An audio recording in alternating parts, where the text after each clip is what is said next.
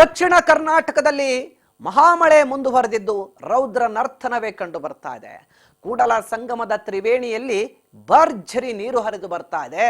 ಸಂಗಮ ಸಂಪೂರ್ಣ ಭರ್ತಿಯಾಗಿದೆ.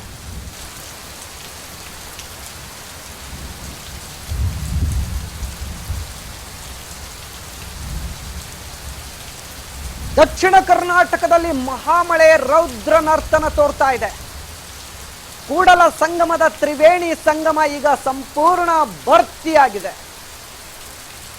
ಇದೀಗ ಮಹಾಮಳೆಗೆ ಉತ್ತರ ಕನ್ನಡ ಜಿಲ್ಲೆ ತತ್ತರಿಸಿದ್ರೆ ಪ್ರವಾಹದ ಭೀತಿಯನ್ನು ಕೂಡ ಹೆದರಿಸ್ತಾ ಇದೆ. ಈ ನಡುವೆ ಸಂಗಮ ಮೈದುಂಬಿ ಹರಿತಾ ಇದೆ. 18 ಕಾಳಜಿ ಕೇಂದ್ರಗಳನ್ನು ಕೂಡ ಸ್ಥಾಪಿಸಲಾಗಿದೆ ಪ್ರವಾಹದ ಭೀತಿಯಿಂದ. ದಕ್ಷಿಣ ಕರ್ನಾಟಕದಲ್ಲಿ ಮಹಾಮಳೆಯ ರೌದ್ರ ನರ್ತನಕ್ಕೆ ಈಗ ಪ್ರವಾಹದ ಪರಿಸ್ಥಿತಿ ಎದುರಾಗಿದ್ದು ಮುನ್ನೆಚ್ಚರಿಕಾ ಕ್ರಮಗಳನ್ನು ಕೈಗೊಳ್ಳಲಾಗ್ತಾ ಇದೆ. ಕೂಡಲ ಸಂಗಮ ತ್ರಿವೇಣಿಯ ವ್ಯಾಪ್ತಿಯಲ್ಲಿರ್ತಕ್ಕಂಥ ಜನಜೀವನ ಅಲ್ಲೋಲ ಕಲ್ಲೋಲ ಆಗಿದೆ. ಕದ್ರಾ ಜಲಾಶಯದಿಂದ ಕಾಳಿ ನದಿಗೆ ನೀರು ಬಿಡುಗಡೆ ಆಗಿದೆ. ಹೆಚ್ಚುವರಿ ನೀರು ಬಿಡುಗಡೆಯಿಂದಾಗಿ ಜಲಾವೃತದ ಭೀತಿ ಎದುರಾಗಿದೆ. ಹೀಗಾಗಿ ಅಲ್ಲಿ ಕೆಲವೊಂದಷ್ಟು ಜನರಿಗೆ ಈಗ ಕೂಡಲ ಸಂಗಮ ತ್ರಿವೇಣಿ ಸಂಪೂರ್ಣ ಭರ್ತಿಯಾಗಿದೆ. ಹೀಗಾಗಿ ಪ್ರವಾಹದ ಭೀತಿ ಎದುರಾಗಿದೆ. ಈ ಪ್ರವಾಹದ ಭೀತಿಯಿಂದ ಈಗ 18 ಕಾಳಜಿ ಕೇಂದ್ರಗಳಲ್ಲಿ ಸಂತ್ರಸ್ತರ ಆರೈಕೆಗೆ ಸಿದ್ಧತೆಯನ್ನು ಮಾಡಿಕೊಳ್ಳಲಾಗಿದೆ. ಇದು ಕೂಡಲ ಸಂಗಮ ಮೈದುಂಬಿ ಇದೀಗ ಪ್ರವಾಹದ ಪರಿಸ್ಥಿತಿಯನ್ನ ಉಂಟು ಮಾಡಿರುವಂತಹ ದೃಶ್ಯಗಳನ್ನು ತಾವು ಗಮನಿಸ್ತಾ ಇದ್ದೀರಿ.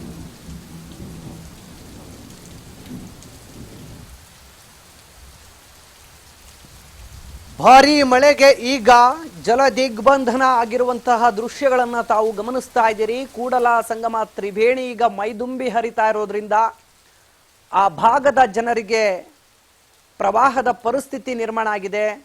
ನೋಡಿ, ಎಲ್ಲೆಲ್ಲೂ ನೀರೇ, ನೀರಿನ ಮಧ್ಯದಲ್ಲಿ ದ್ವೀಪದಂತೆ ಕಾಣ್ತಾ ಇದ್ದಾವೆ. ಅಲ್ಲಿ ಒಂದಷ್ಟು ಮನೆಗಳು, ಗಿಡ ಮರಗಳು. ಭಾರಿ ದೊಡ್ಡ ಮಟ್ಟದಲ್ಲಿ ನದಿ ಮೈದುಂಬಿ ಹರಿತಾ ಇರೋದನ್ನ ಕೂಡ ನಾವು ಗಮನಿಸ್ತಾ ಇದ್ದೀವಿ. ಕೆಲವರು ಅಲ್ಲಿ ತೆಪ್ಪದ ಮೂಲಕ ಕೆಲವೊಂದು ಕಡೆ ಪ್ರಯಾಣ ಮಾಡಿ ಸೇಫ್ ಆಗ್ತಾ ಇದ್ದಾರೆ, ಕಾಳಜಿ ಕೇಂದ್ರಗಳಿಗೆ ತಲುಪ್ತಾ ಇದ್ದಾರೆ.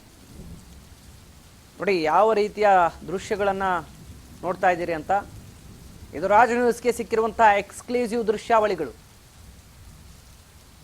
ಕದ್ರಾ ಜಲಾಶಯದಿಂದ ಕಾಳಿ ನದಿಗೆ ಬಿಟ್ಟಿರುವಂತಹ ನೀರಿನ ಪ್ರಮಾಣದಿಂದ ಈಗ ಇಲ್ಲಿ ಈ ರೀತಿಯಾದಂಥ ದೃಶ್ಯಗಳು ಕಂಡು ಬರ್ತಾ ಇದೆ. ಭಾರೀ ಪ್ರಮಾಣದ ನೀರು ಈಗ ಕದ್ರಾ ಜಲಾಶಯದಿಂದ ಬಿಡಲಾಗಿದೆ. ಸೊ ಹೀಗಾಗಿ ಹೆಚ್ಚುವರಿ ನೀರು ಬಿಟ್ಟಿರೋದ್ರಿಂದ ನದಿ ಪಾತ್ರದಲ್ಲಿದ್ದಂಥ ಜನರಿಗೆ ಸ್ವಲ್ಪ ಮಟ್ಟಿಗೆ ಜೀವ ಕೈಯಲ್ಲಿಡ್ಕೊಂಡು ಬದುಕುವಂಥ ಪರಿಸ್ಥಿತಿ ನಿರ್ಮಾಣ ಆಗಿದೆ. ಅಲ್ಲಲ್ಲಿ ತೋಟಗಳಿಗೆ ನೀರು ನುಗ್ಗಿದೆ, ಮನೆಗಳಿಗೆ ನೀರು ನುಗ್ಗಿದೆ. ಈ ನದಿ ಭಾಗದ ಜನರಿಗೆ ಆತಂಕ ಶುರುವಾಗಿದೆ.